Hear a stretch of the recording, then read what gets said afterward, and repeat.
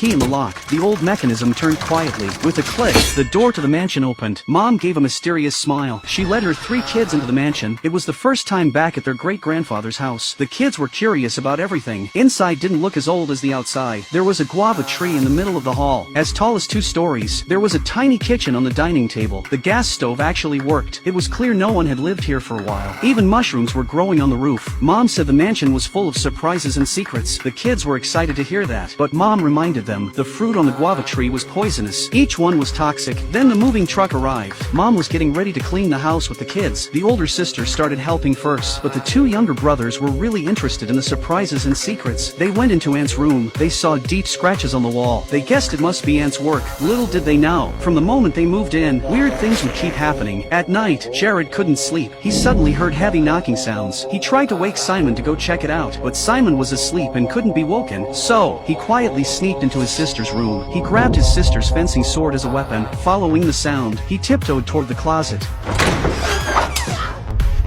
The sword bent under pressure. There was even blood on the tip. Then,